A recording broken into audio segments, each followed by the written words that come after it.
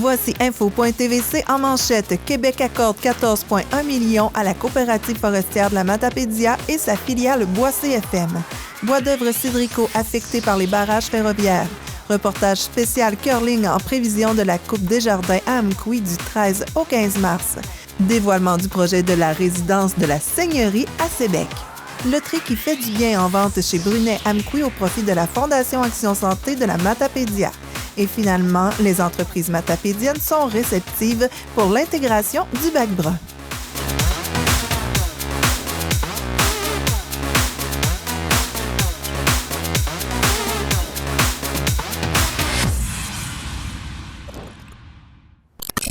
Bonjour et bienvenue à cette toute nouvelle édition d'Info.tvc. La TVC est là partout pour vous pour couvrir les actualités matapédiennes. Et on commence tout de suite avec une très bonne nouvelle pour la région.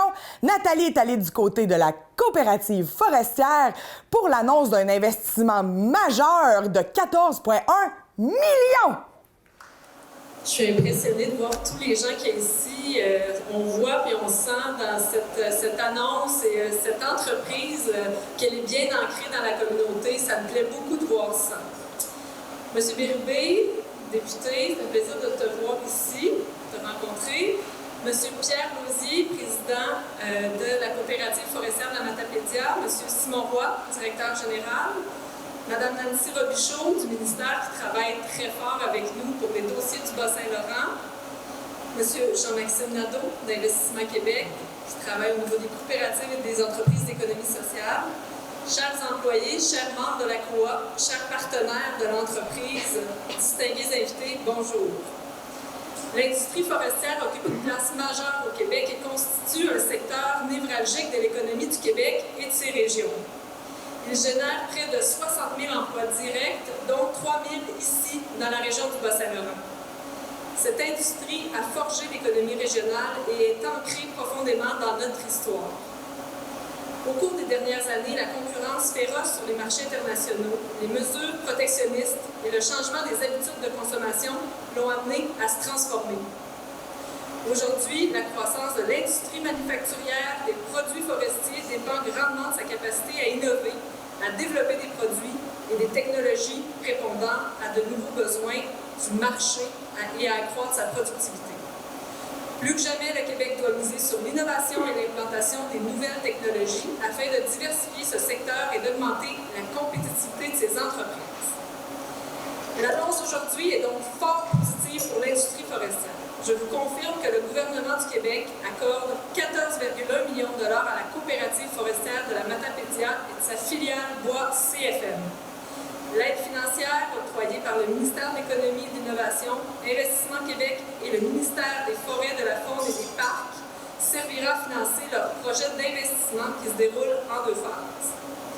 Précisément, Investissement Québec consent des prêts totalisant 8,6 millions de dollars, le ministère de l'Économie et de l'Innovation 4,5 millions de dollars et le ministère de la Forêt, de la Faune et des Parcs une contribution financière d'1 million de dollars par le programme Innovation Bois.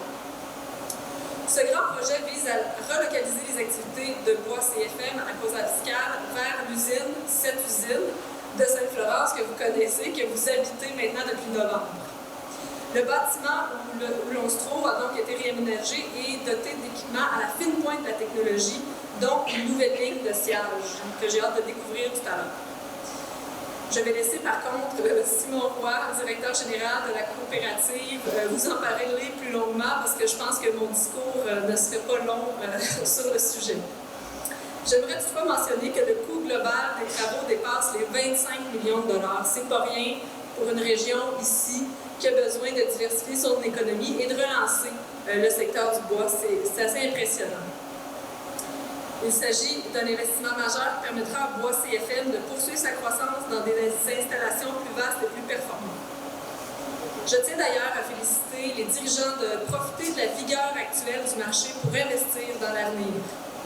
Une partie de mon travail et celui de mon collègue Pierre Fitzgibbon, ministre de l'Économie et de l'Innovation, est justement de convaincre les entreprises québécoises de l'importance d'investir dans la modernisation de leurs installations et de leur équipement. Puis de le faire maintenant dans le secteur forestier, dans le secteur du bois, c'est d'être visionnaire et d'être avant-gardiste parce qu'on s'apprête à assurer, à faire le renouvellement des stratégies forestières pour changer aussi toute notre approche de la forêt au Québec. On a besoin de se renouveler, on a besoin d'innover pour faire face aux nouvelles réalités internationales. Donc, c'est vraiment intéressant, c'est d'être visionnaire, de faire ce qui a été fait ici chez Bois CFM. Nous accompagnons cette compagnie afin qu'ils puissent maximiser leur performance. Évidemment, celles qui intègrent de nouvelles technologies s'adaptent rapidement aux demandes du marché, sont en mesure de saisir plus rapidement les occasions d'affaires qui se présentent. Je peux passer sous silence aussi l'information que M. Roy me partageait tout à l'heure. 80% du travail effectué ici va à l'exportation. C'est quand même majeur pour notre économie. Quand on fait ça, c'est des sommes étrangères qui viennent ici, donc qui augmentent notre balance commerciale. C'est important. Franchement, bravo à tout le monde qui participe à ça parce que vous travaillez donc à l'économie, à augmenter l'économie du Québec. Dernier élément qui me préoccupe énormément, je suis très contente du modèle d'affaires qui est la coopérative que vous utilisez parce que pour moi, utiliser le modèle coopératif et ses valeurs qui sont véhiculées à travers les coops augmente le sentiment d'appartenance à l'entreprise, mais aussi s'ancre mieux dans la communauté. Je pense que c'est ce qu'on voit à travers Bois CFM. Donc, félicitations aussi pour ce volet. Puis bravo encore pour les efforts que vous faites pour votre région. Merci. Écoutez, merci beaucoup de me permettre de prendre la parole aujourd'hui dans le cadre de cette belle annonce. Comme le disait votre collègue, j'ai le bonheur de diriger chez Investissement Québec le groupe qui est en charge des coopératives et des autres entreprises de l'économie sociale. Notre équipe couvre l'ensemble du territoire du Québec au profit des entreprises de l'entrepreneuriat collectif, comme la coopérative. D'ailleurs, j'en profite pour souligner la présence de ma collaboratrice, Mme Lucie Beaulieu, qui a participé au financement du projet et qui est ici présente aujourd'hui. C'est toujours avec beaucoup de plaisir que je participe à un événement qui met en valeur le dynamisme et l'engagement d'une coopérative à oser, à innover et à entreprendre. Tout à l'heure, la ministre l'a bien souligné, on parle d'un projet d'envergure qui implique un investissement de plus de 25 millions de dollars, qui aura des retombées sur l'ensemble de la région. La relocalisation et le réaménagement de l'usine à Sainte-Florence, ainsi que l'acquisition d'équipements innovants par la coopérative forestière de la Matapédia et sa filiale Bois CFM, permettront au groupe d'assumer une position de leader dans l'industrie forestière et d'accélérer sa croissance dans des installations ultra sophistiquées. IQ est partenaire de la coopérative forestière depuis ses débuts et nous sommes très fiers de la compter parmi nos clients, car elle est un modèle à suivre dans le monde de la coopération. L'entreprise est impliquée localement, reconnue pour son esprit de concertation et l'innovation à l'échelle provinciale qu'elle développe et via de nouveaux procédés qui bénéficient à l'ensemble des coopératives forestières du Québec. C'est donc pour permettre à la coopérative forestière de la Matapédia et sa filiale Bois CFM de concrétiser son projet d'investissement qu'Investissement Québec lui a accordé des prêts totalisant 8,6 millions de dollars, lesquels s'ajoutent au financement du gouvernement annoncé plus tôt par la ministre. De plus, je souligne que ce qui est intéressant, c'est que la coopérative a réussi à rassembler un grand nombre de partenaires autour de son projet pour en assurer le financement. Ça démontre bien le rôle d'Investissement Québec au niveau de la complémentarité avec les partenaires financiers du marché et ce qu'on arrive à combler dans la chaîne de capitaux pour permettre à des projets comme celui-là de se réaliser. Notre appui financier s'inscrit parfaitement dans la vision du nouvel Investissement Québec, dont le lancement officiel a eu lieu le 3 février dernier. Si vous me permettez, je vais prendre 2 minutes supplémentaires pour vous expliquer les grandes lignes du nouveau rôle d'Investissement Québec. Le gouvernement du Québec, comme certains le savent, nous a confié un mandat élargi, des leviers supplémentaires et une équipe renforcée. Au cours des prochains mois, Investissement Québec sera en profonde transformation pour le bénéfice de l'ensemble des entreprises du Québec. Les objectifs de la transformation d'Investissement Québec sont clairs. Accélérer l'investissement des entreprises d'ici pour accroître leur productivité. Favoriser le développement économique dans toutes les régions du Québec. Alléger les démarches pour les entreprises afin de rendre plus facile l'intervention de l'État dans celle-ci pour les appuyer dans le développement économique de notre belle province. Attirer plus d'investissements et des talents étrangers. Accroître et diversifier les exportations des entreprises québécoises. Nous voulons que les entreprises puissent profiter d'un accompagnement plus étroit et plus personnalisé. Nous offrirons un appui sans précédent à la transition technologique. Nous travaillerons à combler la carence dans la chaîne des capitaux. Concrètement, nous nous sommes donné 3 priorités. Être plus présent en région, mieux coordonné à l'international et plus enclin à prendre des risques financiers. Comment allons-nous y arriver? En région, nous allons simplifier l'offre de services du gouvernement en fusionnant les bureaux locaux du MEI et d'Investissement Québec. Au niveau de la transition numérique, l'intégration au sein d'Investissement Québec du CRIC nous permettra de mieux appuyer les entreprises et de les accompagner dans le virage technologique qu'elles doivent prendre afin de demeurer innovantes. Et afin d'exploiter le plein potentiel d'internationalisation des entreprises québécoises, l'équipe d'Export Québec se joindra à EQ. Nous pourrons ainsi appuyer les entreprises d'ici qui veulent conquérir de nouveaux marchés ou diversifier les marchés auxquels ils ont actuellement accès. Nous travaillerons ensemble pour propulser encore plus loin les entreprises du Québec. Le nouvel EQ sera plus audacieux, plus présent et surtout créateur de croissance et de richesse pour les Québécois. D'ici là, nous continuerons à appuyer les entreprises à passer à l'action en leur proposant toujours des solutions créatives pour les accompagner technologiquement et des outils financiers adaptés et flexibles. Nous sommes convaincus que soutenir activement des entreprises comme la coopérative forestière de la Matapédia en incitera d'autres à prendre les moyens pour réaliser leurs ambitions. Nous félicitons ces dirigeants, ces membres, ces employés pour la réalisation d'un projet structurant pour le développement économique du territoire et de ses travailleurs. Nous sommes fiers de contribuer à votre succès. Bravo. Merci de votre attention. Aujourd'hui, j'ai le grand plaisir de vous recevoir à cette inauguration officielle de la nouvelle usine de bois CFM ici à Sainte-Florence. Nous sommes honorés de vous accueillir en si grand nombre dans nos nouvelles installations. Tout d'abord, permettez-moi de vous faire un petit récit sur le parcours de l'accomplissement de ce projet. Cette réalisation a connu ses premiers balbutiements en 2016 suite à une analyse stratégique en vue d'améliorer l'avenir de bois CFM. Devant un constat de coûts de production élevés et en perpétuelle augmentation, de désuétude à plusieurs niveaux de l'ancienne usine de Cozapscal, dont le bâtiment datait de plusieurs décennies et dont les équipements dataient des années 70, ainsi que devant le contexte de conditions de travail en pair avec ces vieux équipements, notre organisation a entamé une réflexion approfondie à l'aide d'études de préfaisabilité et faisabilité. Le constat premier de ces études a rapidement mis l'évidence que la continuité de la production avec l'usine de Cozapscal était précaire et sujette à une fin d'opération à court terme, et que des modifications permettant une amélioration de cette production n'étaient pas une option viable. Ce fut alors 14 procédés de sciage qui furent étudiés pour finalement choisir celui qui offrait le coût de production le plus bas pour la fabrication des composantes de palettes, tout en ayant une plus grande flexibilité face au marché de l'avenir.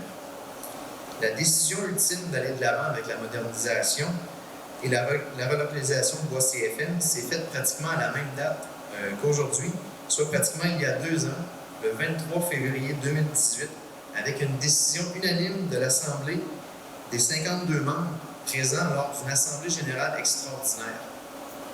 Depuis, un imposant calendrier de construction a été complété en 2 phases pour y arriver au résultat que vous voyez aujourd'hui. La phase 1 du projet, un coût avoisinant les 3 millions de dollars, réalisé par la coopérative forestière de la Matapédia, consistait à remettre à niveau le bâtiment pour relocaliser les activités de siège à l'intérieur de celle-ci. La phase numéro 2, exécutée par Bois CFM, au coût d'environ 22 millions de dollars, visait la mise en place d'équipements à la fine pointe de la technologie, dont une chaîne de siège optimisée sans comparable dans l'industrie dans le nord-est américain au niveau de la fabrication des composantes de palettes. La nouvelle usine de siège constitue toute qu'une avancée technologique pour Bois CFM. On a presque passé de l'âge de pierre à une plateforme révolutionnaire 4.0. Ça a été toute une enjambée technologique pour l'organisation. Plus précisément, on a fait l'acquisition d'une ligne de débitage optimisée USNR de type linéaire. On va avoir la chance, pour ceux qui vont pouvoir faire la visite tout à l'heure, de l'avoir. Sur lequel on a un seul scanner tridimensionnel qui permet un débitage primaire et secondaire des pièces de bois.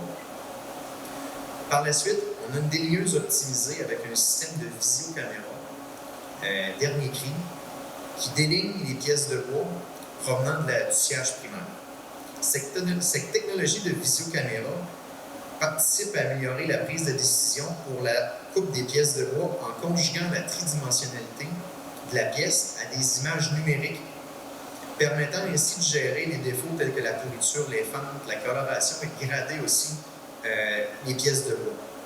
Cette même technologie a aussi été installée plus loin dans l'usine, à l'étape de l'éboutage, où est-ce qu'on tronçonne les pièces de bois pour en faire les composantes. La dernière section de l'usine, soit de l'éboutage à l'empaquetage et l'expédition des produits, a été acquise auprès de machinage piché. En somme, la technologie intégrée ici à Sainte-Florence priorise la valorisation de la fibre, la récupération, l'optimisation du débit, la fiabilité pour permettre de maintenir un rythme et de concurrencer efficacement sur le marché. En résumé, avec cette nouvelle installation, Bois CFM augmentera de près de 230% sa capacité de production et pourra mieux s'adapter aux futures demandes du marché. Son coût de production et l'environnement de travail des membres sont également grandement améliorés. Cette nouvelle usine, avec sa technologie de pointe, nous offre aussi une plateforme 4.0 qui nous permettra d'évoluer vers une performance accrue dans le futur. En terminant, j'aimerais faire quelques remerciements aux organisations, aux gens qui ont grandement contribué à la réalisation de ce projet. Premièrement, j'aimerais remercier l'ensemble de nos partenaires financiers qui nous ont suivis dans cette démarche. Entre autres, Investissement Québec, la Caisse des Jardins, le ministère de l'Économie et de l'Innovation, le ministère des Forêts, de la Faune et des Parcs, Développement économique Canada, Fiducie du Chantier, la MRC de la Matapédia, la SADC, Desjardins Capital de risque et le Fonds de solidarité FTQ. Quand on vous disait qu'on avait une belle brochette de partenaires, on a une belle brochette de partenaires. Dans un deuxième temps, j'aimerais remercier spécifiquement aussi les entreprises qui ont mené à bien la construction de l'usine. Entre autres, USNR, Machinage Piché, le groupe FAMEC et les entreprises d'électricité JMN, ainsi que tous les autres partenaires qui ont contribué à la construction.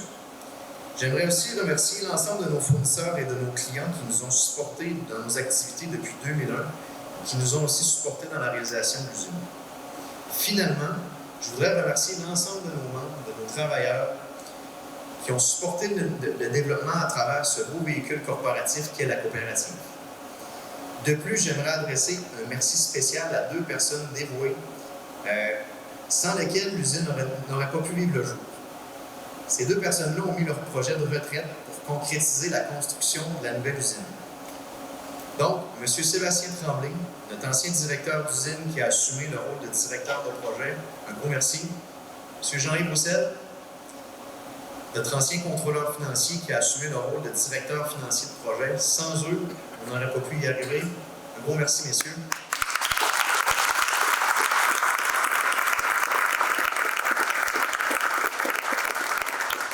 Donc, on vous remercie et on va vous souhaiter un futur projet de retraite, parce que je pense que vous n'êtes pas encore rendu là. Ça sent bien. Lâchez pas. Je crois sincèrement que le modèle coopératif a fait ses preuves encore une fois par sa résilience et démontre tout le potentiel que peut engendrer cette prise en charge collective dans un aussi beau milieu qu'est la Matapédia. Merci beaucoup. Monsieur Lauzier, c'est un grand jour aujourd'hui. Tout un investissement que vous avez reçu, non remboursable. C'est un grand coup que vous avez fait. Est-ce que ça fait longtemps que vous travaillez là-dessus? Oui, vraiment. On avait déjà songé en 2006, mais vu que le contexte forestier était difficile, on a mis ça à la glace. Puis en 2016, on a sorti notre projet.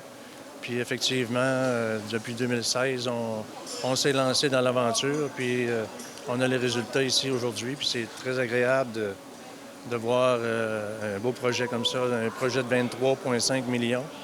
C'est quelque chose pour une région démographique qui est en perte en décroissance. Fait que, regarde, c'est des projets comme ça qui sont importants pour la région. Oui, ça donne un regain, ça doit motiver les travailleurs aussi, parce que là, en modernisant comme ça permet aux travailleurs d'avoir moins de risques de blessures, probablement. C'est clair que c'est un plus pour les travailleurs. C'était rendu, notre ancienne usine, c'était rendu difficile au niveau environnement, au niveau sécurité, au niveau même travail, parce que on travaillait dans un environnement restreint. C'était entièrement difficile, mais là, aujourd'hui, je pense qu'il y a de l'espace pour tout le monde, puis c'est vrai qu'au niveau de la sécurité, c'est pas mal mieux. Ça va probablement aussi attirer des nouveaux travailleurs qui vont être intéressés de venir travailler ici. Oui, ça va être plus facilitant, c'est sûr. Tu travailles moins manuellement, ça fait que de là, bien, regarde, c'est sûr que travailler dans une usine, une nouvelle usine, si on peut dire, c'est intéressant pour les gens qui veulent venir travailler. Et la demande, c'est fort aussi. Vous faites beaucoup là, de livraisons hors Québec. Oui, on livre environ 80 % de notre production en dehors du Québec. Fait que c'est assez important, oui. Est-ce que la demande est croissante ou La demande présentement, oui, elle est croissante. Puis les prix sont stables. Fait que c'est de bonne augure. Félicitations pour cette bonne nouvelle. Et puis, on vous souhaite encore de la croissance comme ça. C'est toujours beau à entendre. C'est ce qu'on vise. Merci. Merci beaucoup. Bonne journée. Nathalie est allée du côté de Cédrico à Cause-Abscale rencontrer M. Denis Bérubé pour parler des impacts du barrage ferroviaire qui, dans l'Ouest, qui a des impacts jusqu'ici dans la Matapédia. Monsieur Bérubé, merci d'être généreux de votre temps, autant que votre argent pour la passerelle de Cause-Abscale et la Fondation Action Santé. Nous sommes ici pour parler du blocage ferroviaire. On sait qu'Uniboard, ça l'a affecté au point de faire la mise à pied de 70 employés et c'est la perte de 250 000 par semaine. Ici, qu'est-ce que ça représente pour vous, le blocage ferroviaire? Nous, je pense que ça a peut-être un effet plus à retardement. Actuellement, nous avons un lot de wagons importants qui est bloqué, qui sont chargés, qu'on ne peut pas livrer, qui sont bloqués dans la région de Québec et Montréal. Et donc, on a des clients qui sont insatisfaits. Concernant les expéditions de wagons, pour Cause-Abscale puis pour Montjoly, on n'a pas d'expédition de wagons, sauf que quelques, parce qu'il y a des routes de rail qui nous permettaient de rencontrer les adresses que les clients désiraient. Mais c'est très minimiste, c'est que quelques wagons. On expédie environ entre 20 et 25 wagons là, dans l'ensemble de l'organisation par semaine. Ici, à Cause-Abscale, c'est environ 15. On en a à Montjoly, on en a aussi à Beauharnois dans la région de Montréal. Et là aussi, dans nos possibilités, à travers de tout ça, bien, on peut expédier des wagons à partir de Beauharnois, qui est une autre propriété qui nous permet de rentrer dans une autre région aux États-Unis pour satisfaire certains clients. Okay. Donc, on charge des camions ici à partir de Cause-Abscale, ça monte à Beauharnois, région Montréal. Par la suite, c'est chargé sur des wagons et on peut livrer chez le client. Autrement dit, vous livrez d'autres clients que, bon, ça aurait peut-être été après, puis là, bien, vous avez décidé de faire ces clients-là en premier. Effectivement. C'est des clients qui sont dans d'autres secteurs, c'est pas des gros volumes, là. Veux pas, les gros volumes, c'est surtout une clientèle qui sont livrables par CN. Et puis, là, même par CN, toutes les routes sont moyennement bloquées. Donc, ça restreint. On a du bois qui s'accumule dans nos cours d'usine. On a du bois qui s'accumule dans des cours de transit, qui sont aussi accumulés, comme je disais, sur des wagons qui ne sont pas livrés chez le client. Est-ce que ça représente des mises à pied de votre côté? Pour le moment, on a pu éviter ça. C'est sûr que ça a une fin de pouvoir accumuler du bois, puis de transformer sans connaître les dimensions, les qualités que le client veut avoir. Ça a quand même ses limites. Fait que donc, actuellement, on joue dans cette zone-là. Ça a une fin. L'autre risque qu'on a, vous parliez de Panval tantôt, de Uniboard, qui, eux, ont des mises à pied parce qu'ils ne peuvent pas expédier de wagons. Et aussi, pour approvisionner sur différents produits, exemple l'alcool d'Uniboard, j'imagine que ça rentre par wagon. Les papetières, eux, ils ne peuvent pas expédier le rouleau de papier lorsqu'ils sont fabriqués, eux autres aussi. Fait qu'à un moment donné, on peut avoir là, le ciel peut nous tomber sur la tête. Exemple, Uniboard qui est obligé d'arrêter, exemple, complètement, ou une papetière comme à Rivière-du-Loup ou au Nouveau-Brunswick qui sont obligés d'arrêter de produire parce que le papier ne sort pas des entrepôts. À un moment donné, ça a ses limites. Donc, on a fait une tournée des papetières. Il semble avoir, un peu comme nous autres, une certaine tolérance. Tout le monde se garde une réserve parce qu'on ne sait pas comment est-ce que les choses, ça arrive. Les choses arrivent vite. On me dit qu'ils ont prévenu de employés qu'il peut y avoir un arrêt de dernière minute. Fait que donc, nous autres, comment je dirais, à date, là, on a quand même une certaine tolérance. On a quand même l'emplacement pour accumuler des volumes de bois, mais comme je disais, ça a ses limites. On veut éviter d'arrêter actuellement parce qu'on a quand même des arrêts qui s'en viennent avec des investissements qu'on fait ici à cause d'Epscal.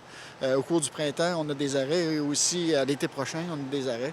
Fait que donc, on veut éviter ça parce qu'on arrête à ce moment-là pour respecter notre plan d'opération. Bien, merci beaucoup de nous tenir au courant. Puis, nous, on continue de vous suivre, évidemment, en espérant que ça prenne fin éventuellement. Au plaisir. Merci. Grâce à cette carte tirée du journal Le Devoir, nous pouvons vous montrer le tracé du pipeline Trans Mountain à l'origine du conflit en territoire wet'suwet'en. Pour mieux comprendre pourquoi les Premières Nations s'opposent à ce projet, nous vous invitons à visiter la page Facebook Espace Autochtone et trouver l'émission du 14 février. En voici un extrait dans lequel Mme Isabelle Picard, ethnologue et chroniqueuse, partage son point de vue en lien avec les répercussions économiques à travers le pays. Oui, économiquement, à court terme, peut-être que ça va brasser des choses, mais pensez aux retombées de l'environnement, sur l'environnement de ce projet-là. Je lisais des chiffres de Greenpeace hier qui disaient que dans la première année ou les premières années de l'oléoduc, donc c'est comme si on introduisait près d'1 million de nouvelles voitures donc en Colombie-Britannique. Donc c'est quand même pas rien. Et ça va doubler au bout de 5 ans. Donc, les retombées environnementales, elles sont énormes. C'est un projet, mais comme disait Mélissa, des projets comme ça, il y en a partout au Canada. Donc, il faut penser un petit peu plus loin que le bout de son nez. Le curling, un sport méconnu dans la Matapédia, mais qui gagne en popularité. Nous avons des gagnants, des vainqueurs dans la Matapédia qui vous invitent à la Coupe Desjardins. Et nous sommes aussi allés rencontrer une équipe victorieuse des derniers tournois, l'équipe féminine de curling de la Matapédia. Monsieur Allard, vous avez vécu une belle expérience en curling dernièrement. Vous êtes un joueur ici dans la vallée et là, vous vous êtes déplacé assez loin pour finalement finir avec la finale A.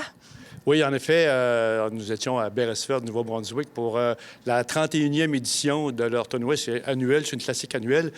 Bien, au total, il y avait 18 équipes en provenance de la péninsule acadienne, du nord du Nouveau-Brunswick, puis 2 équipes du Québec, dont nous autres, l'équipe de Gaétan Tremblay avec mes partenaires Ghislain, Gilles Morissette et moi. Ça a été un bon tournoi. On a subi une défaite à la dernière partie, le dimanche après-midi, dans la classe A. L'équipe de Rimouski a joué du bon curling. Ça s'est décidé sur la dernière pierre avec une sortie pour une défaite honorable. Okay. Finaliste de la classe A, c'est quand même bien pour un tournoi assez d'envergure. Et là, vous vous préparez pour la Coupe Desjardins, mais ça ne sera pas vraiment avec la même équipe. Non, la Coupe Desjardins, bien, avec un joueur avec qui j'étais en fin de semaine, Gaétan Tremblay. Habituellement, notre équipe assez stable depuis quelques années, c'est avec le capitaine Francis Damour. Donc, c'est évident que la fin de semaine du 12, 13, 14 mars, ça va être notre équipe régulière avec Francis, Gaétan, Normand Michaud et moi. Alors, nous invitons toute la population à venir vous voir gagner. Merci beaucoup. Merci, merci. C'est la Coupe Desjardins qui s'en vient. C'est un gros événement ici à Amqui. Est-ce que tu peux nous rappeler c'est quoi? Bien sûr. La Coupe Desjardins, c'est le classique de curling que le club de la vallée de la Matapédia organise à chaque année. Puis c'est ouvert à toutes sortes d'équipes masculines, féminines et mixtes. Puis normalement, ça va être des membres d'autres équipes de l'Est du Québec et du Nouveau-Brunswick qui participent. Autour de 16 équipes, 16, 18, 14, ça dépend de l'année, les inscriptions. Puis ça va jouer pendant 3 jours, du vendredi 13 au dimanche 15. Et là, ça prend quel niveau pour pouvoir arriver à jouer là, dans un tournoi comme ça? On s'entend qu'on n'est pas des professionnels de curling, alors c'est ouvert, mais il faut quand même avoir un minimum d'expérience. Peut-être un membre de l'équipe ne veut pas être si fort, mais les autres devraient être quand même avec un peu d'expérience. Ouais, c'est pas pour les débutants, on va dire ça comme ça. Ouais, c'est pas comme les autres petits tournois qu'on organise, plus sociaux, où tout le monde est bienvenu, même les mondes qui débutent vient puis on lui apprend pendant le tournoi. La Coupe des Jardins, c'est un calibre un peu plus fort. Les gens qui débutent peuvent venir regarder les bons coups. Et puis, si on veut voir un peu de quoi ça a l'air, bien, ça a été capté par la TVC. Ça a été mis en ligne aussi sur YouTube, donc c'est possible d'aller voir. Et puis, je voulais savoir, il y a quand même des gros prix à gagner. Hein? Comment ça fonctionne? Oui, chaque équipe paye l'inscription, que c'est autour de 200-220 $ par équipe. Tout cet argent est remis en bourse après. Il y a 3 catégories de ligues, de niveaux. Il y a la classe A, B et C, selon la performance autour du tournoi. Puis, les gagnants de la classe A vont avoir une bourse plus grosse, appelée les 12e de la classe A, B et C, comme ça. Puis c'est grâce à un soutien de Desjardins, c'est pour ça qu'il s'appelle la Coupe Desjardins, qui nous permet de retourner toutes les inscriptions en bourse pour les participants. Ah oui. Et toi, tu vas participer avec l'équipe gagnante qu'on a rencontrée l'autre jour. C'est pas encore diffusé, ça s'en vient. Et puis, dis-moi, de quelle façon vous préparez, là? Oui, bien sûr qu'on va participer. C'est facile, c'est Amqui. Alors, bien sûr qu'on les 4, on va être là.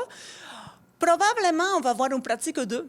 Avant la Coupe, mais c'est dans 2 semaines, alors ça va aller vite.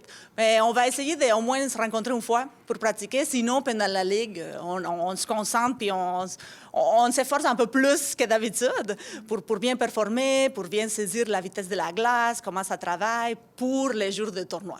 Ça change toujours, là. La glace n'est pas pareil, ça dépend de la température extérieure, intérieure, l'humidité. Il y a beaucoup de variables à avoir en compte. Mais pendant les 2 prochaines semaines, on va jouer pendant la Ligue un peu plus de concentration, puis on va essayer de se faire une pratique ou 2.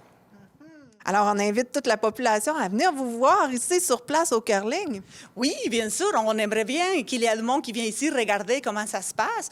Vendredi, ça va commencer entre 6 ou 7 heures de soirée. Là. Ça dépend du nombre d'inscriptions.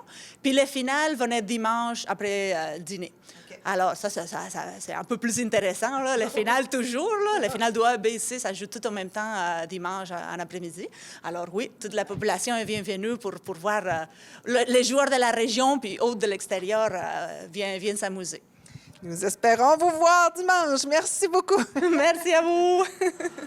Je suis face à des championnes qui ont gagné une coupe incroyable. Mais d'abord, j'aimerais que vous présentiez ton nom et depuis quand tu joues au curling. Oui, mon nom, c'est Julie Godreau, puis je joue depuis 2 ans au curling. Moi, c'est Auréa Day, puis ça doit faire 7 ou 8 ans que je joue déjà. Hélène Henley, moi, je suis une vieille de la vieille. J'ai commencé, j'avais 15 ans. Et moi, c'est Gaëtane Tremblay. Je suis pas vieille pantoute, tu sais. Ça fait 33 ans.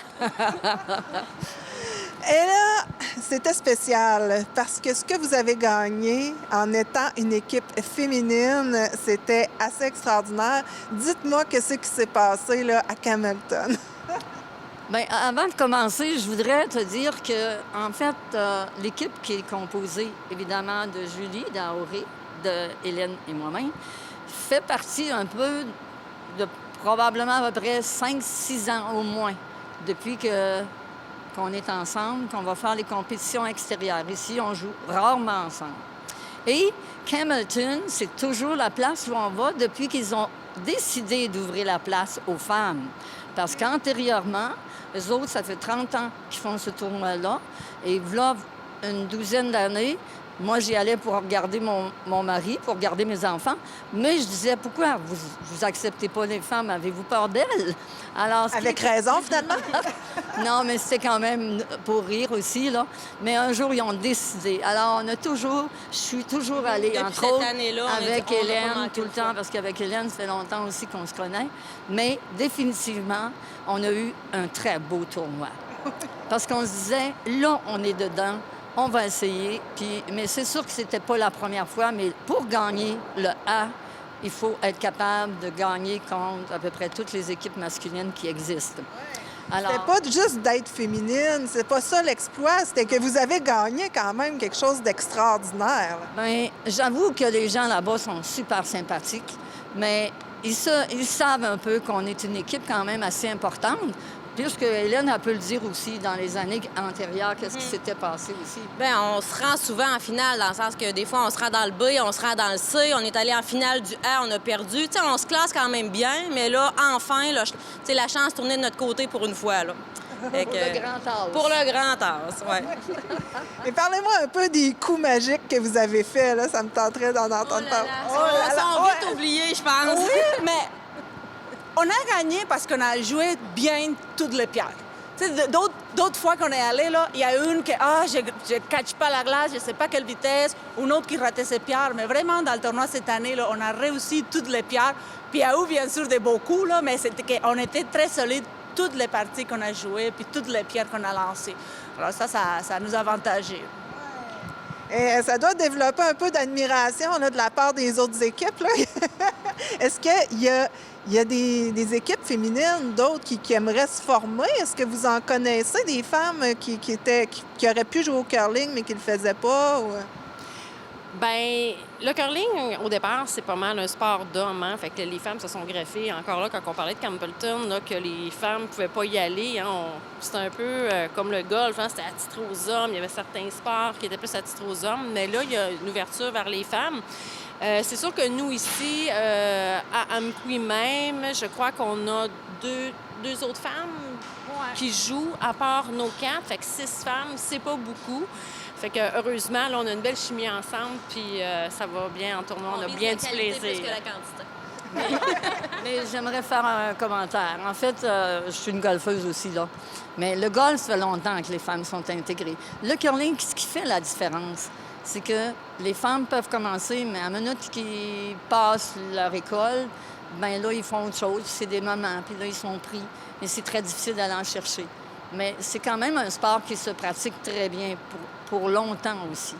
Parce que oui, c'est la glace, mais c'est tellement agréable de glisser, c'est tellement agréable de lancer une pierre, c'est tellement agréable de brosser. En fait, avant d'avoir... Mais les gens ont toujours un petit peu une crainte parce qu'ils se disent c'est sur la glace. Mais j'ai dit, allez voir, c'est 100 fois rien à côté de ce qu'ici, c'est de la glace dehors. Dehors, c'est dangereux. Ici, c'est pas dangereux. La belle glace lisse.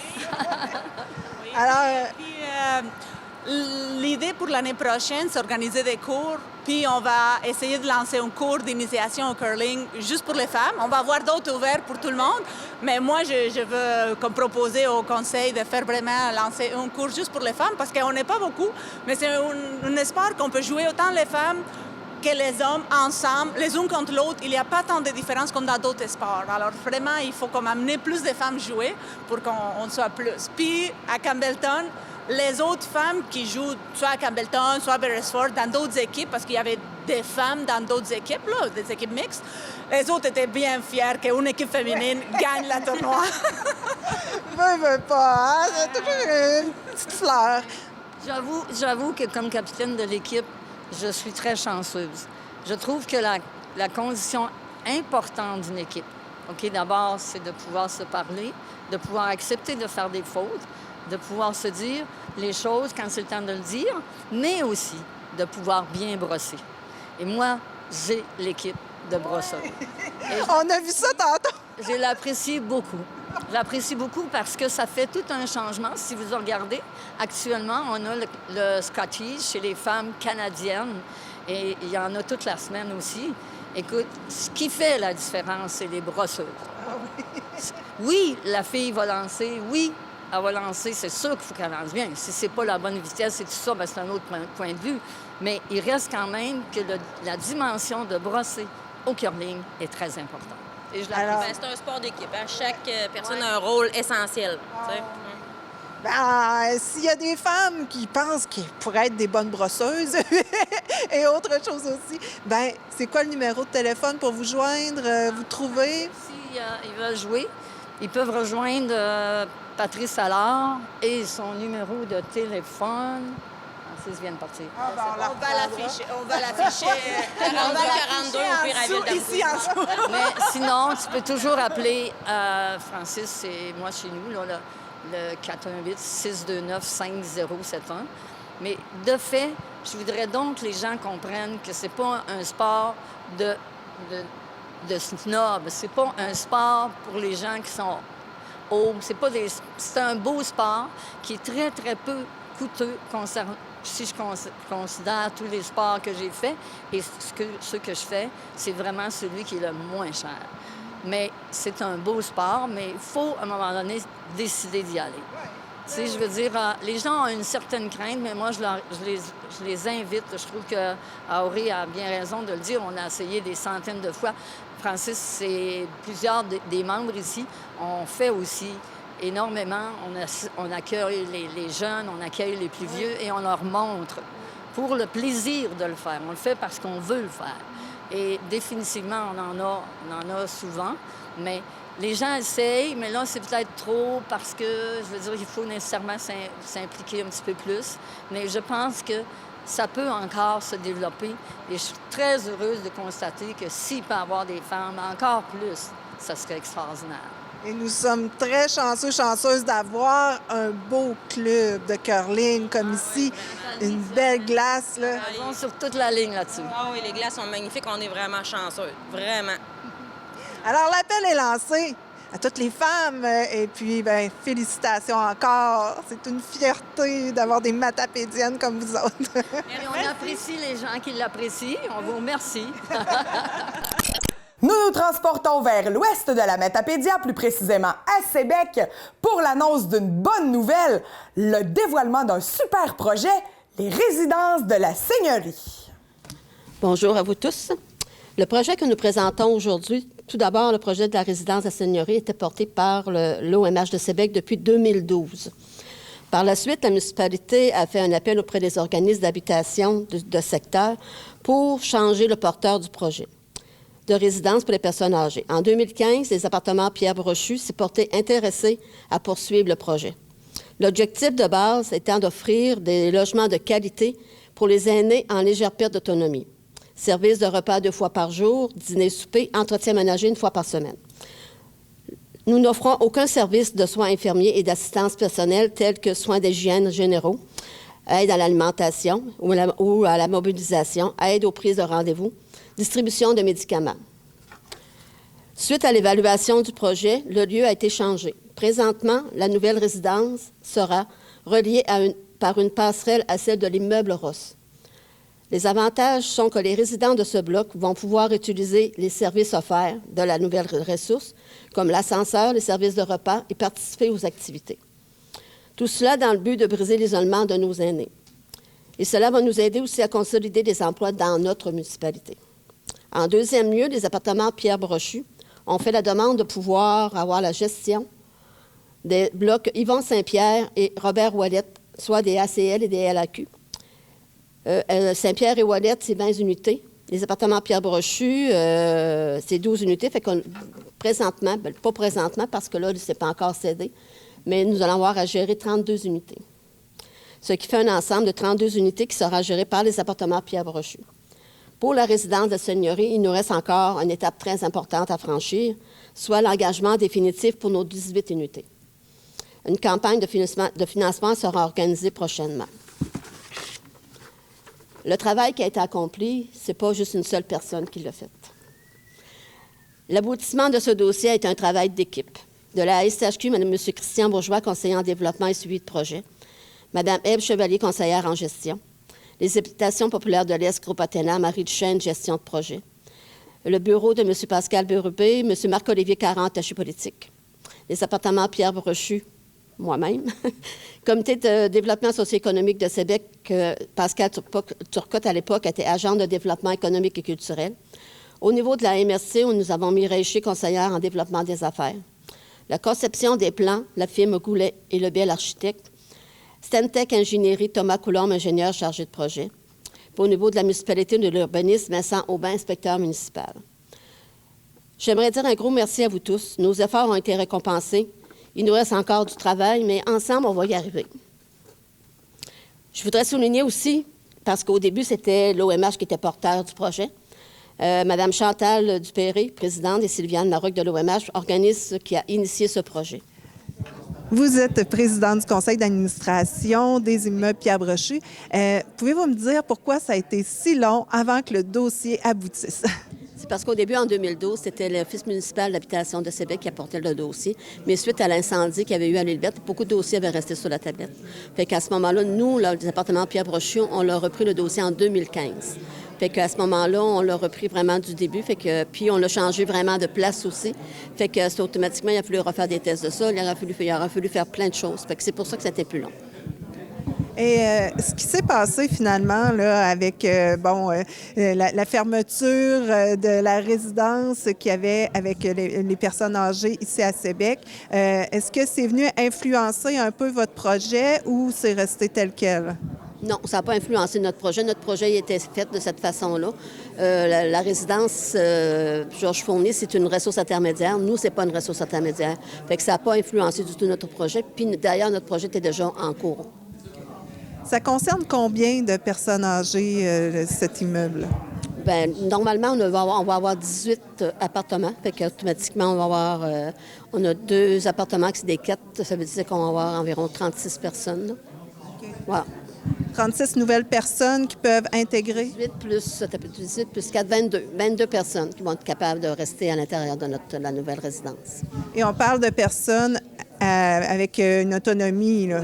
Oui, c'est des personnes semi-autonomes, il n'y a aucun problème. C'est des personnes qui restent présentement dans leur maison puis qui veulent vraiment avoir un lieu aussi plus sécuritaire et tout ça.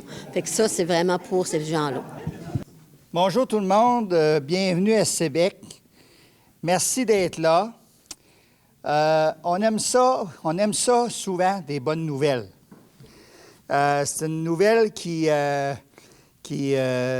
prévaut depuis, vous avez compris, 2012. C'est un projet qui avance, qui, à un moment donné, a subi certains reculs, des modifications de toutes sortes. Et évidemment, ce matin, on est content, fiers de s'associer à l'organisme les appartements Pierre Brochu qui ont pris la relève au dossier pour signifier ce projet. On n'a pas parlé d'argent, mais on sait que ça représente un investissement très intéressant. Alors, ça vient contribuer à l'offre de services. Comme je le disais tout à l'heure, Mme Roussel de TVC, c'est que on est une municipalité, on se considère comme étant une petite municipalité. On est quand même la 3e en importance dans le giron de la MRC de Matapédia. Et nul besoin de vous dire qu'avec l'ensemble des services que nous offrons, malgré tout, on réalise qu'on fait beaucoup avec les efforts qu'on fait en sorte qu'on fait beaucoup avec la population que nous avons. Puis, évidemment, nous avons espoir de développer encore davantage cette offre de services, que ce soit à quelque niveau que ce soit, et qu'on pourra annoncer éventuellement d'autres beaux projets qui pourraient être similaires, qui pourraient être en connexion avec ça, et d'autres projets de toutes sortes. Alors, je tiens à vous dire qu'on est très actifs, non pas dans l'actualité, mais on est très actifs. Les petits hamsters courent vite, puis les canards nagent rapidement aussi sous l'eau, en espérant qu'il va se passer des belles choses. Alors, merci beaucoup d'être là. Merci, bravo. Merci à tous les membres de l'administration de Pierre Brochu de vraiment permettre à Sébec de rehausser son offre de service. Puis bravo, puis espérons que ce projet-là, là, on va le voir grandir, puis on est à la veille de voir la pelle plantée, puis tout ça. Là. Fait que salut tout le monde, bonne journée. Bien, bonjour tout le monde. C'est toujours un plaisir de venir pour, effectivement, qu'on a des belles annonces comme ça.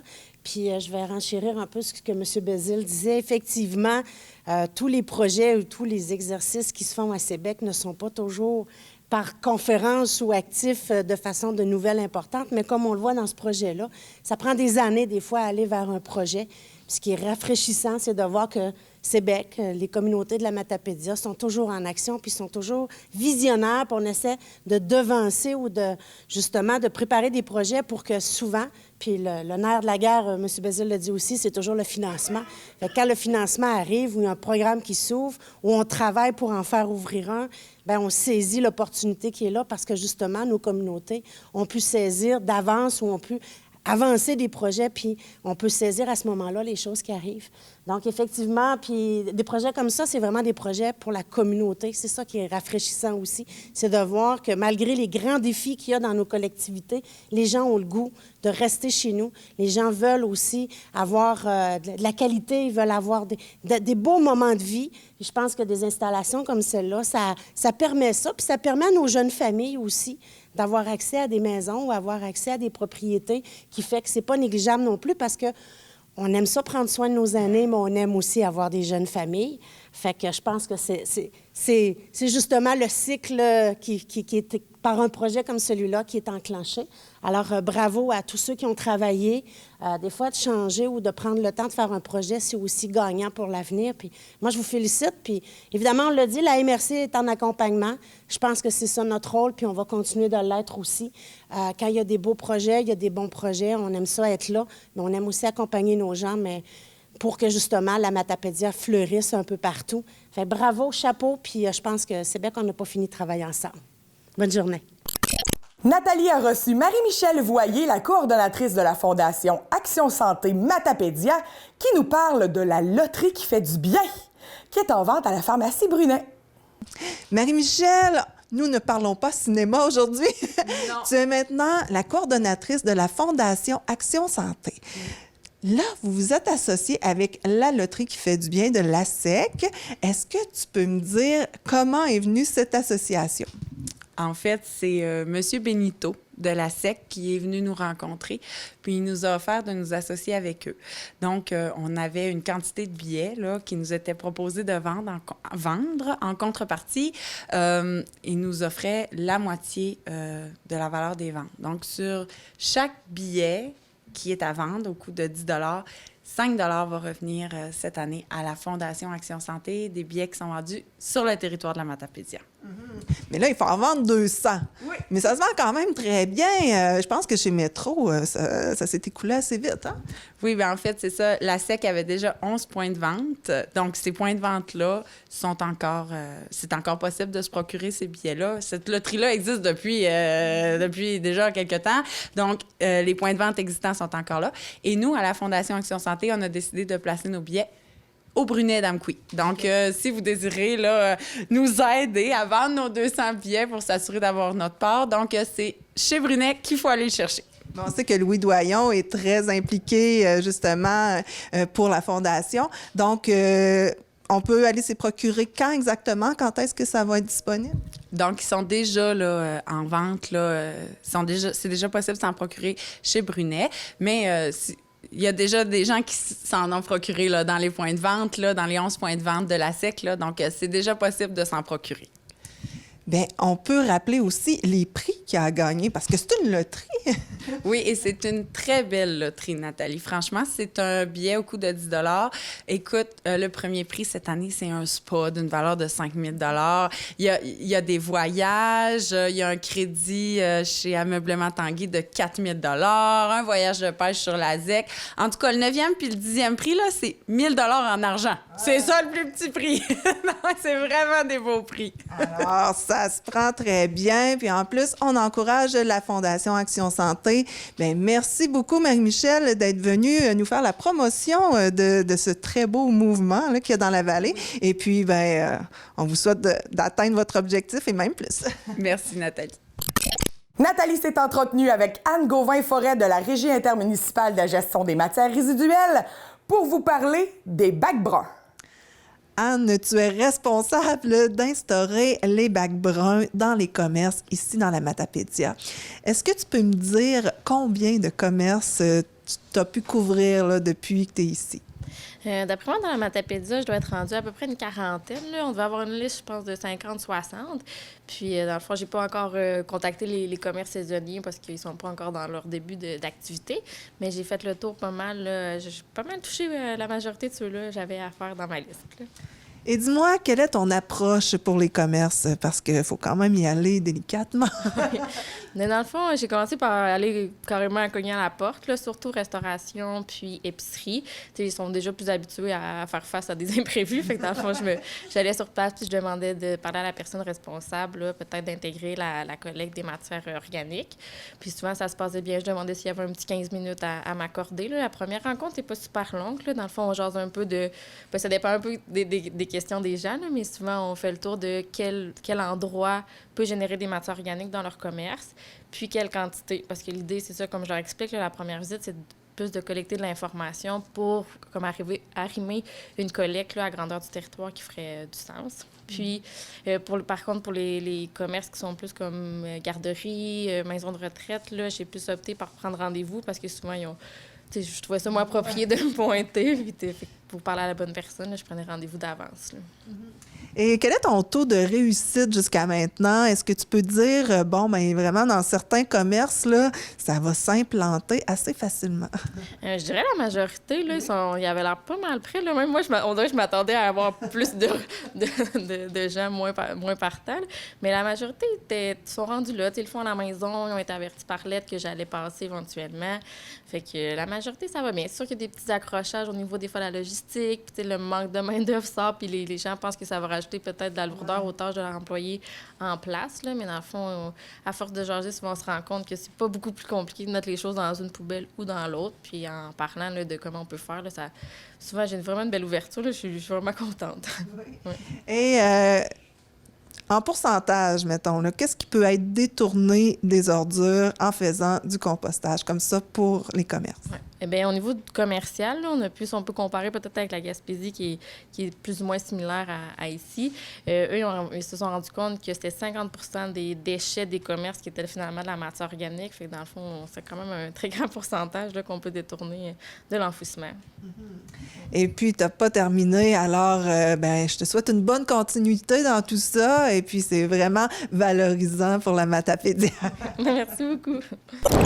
Merci beaucoup d'avoir été à l'écoute de cette édition d'Info.tvc. C'est déjà terminé, mais je vous invite à ne pas manquer notre émission spéciale cette semaine, le Déjeuner de l'espoir avec Monique Lépine, la mère de Marc Lépine de la tristement célèbre tuerie de la Polytechnique, et aussi la partie 2 de Héritage avec M. Jean-Guy Rioux.